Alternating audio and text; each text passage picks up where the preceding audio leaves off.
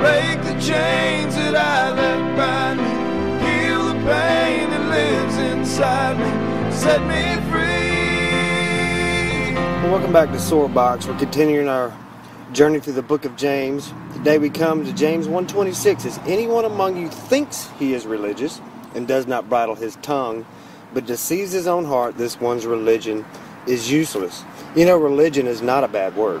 Religion is defined as a strong belief in a supernatural power or powers that control human destiny, or an institution to express belief in a divine power.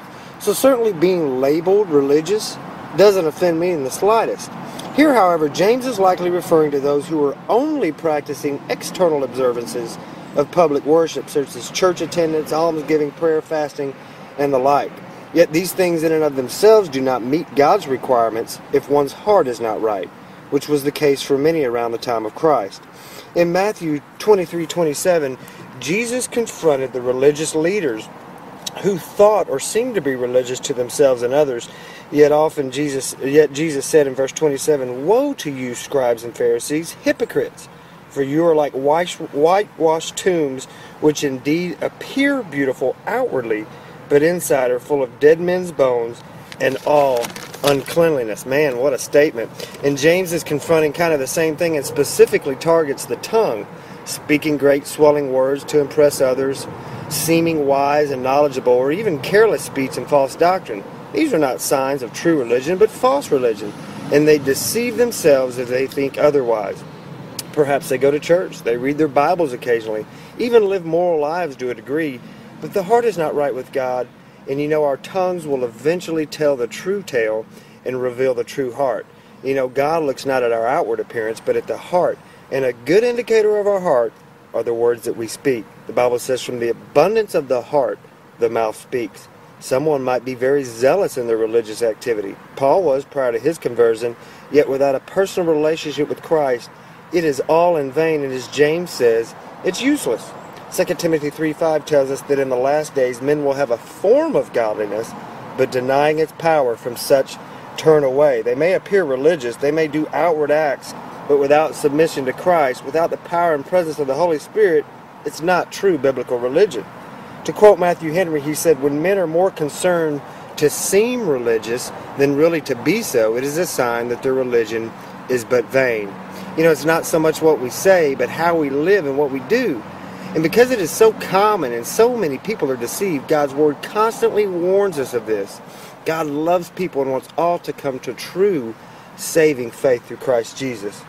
Well, verse 27, James goes on, "Pure and undefiled religion before God and the Father is this, to visit orphans and widows in their trouble, and to keep oneself unspotted from the world." So pure religion expresses a charitable heart and a holy life. That's what verse is saying. If your life does not show charity and holiness, then God is not really in you. Don't think that these examples are the only signs of true religion. They are, however, a true representation of a truly transformed lives. Widows and orphans in James' day were truly the poorest of the poor, the weakest of the weak, and the most vulnerable in their society. And showing love and compassion to these showed a true love from Christ. Certainly, God has always had great concern and compassion for widows and orphans. In our family series, we address these, and you can go back and watch those videos. The point here is that a true believer's life should be characterized by love in action and a holy life that's obedient to Christ. There should be a big difference between the lifestyle of believers and those who are lost. We're not of this world. Its philosophies, its morality or lack of it, its standards of right and wrong. The Bible says friendship with the world is enmity with God. But God is compassionate. He's merciful. He's loving. And if we are truly following Him, if Christ is truly in us, we will walk in love. We will be compassionate, and we will show mercy as well. I'll leave you with 1 John 3:16 and 18. It says, "By this we know love, because He laid down His life for us, and we also ought to lay down our lives for the brethren.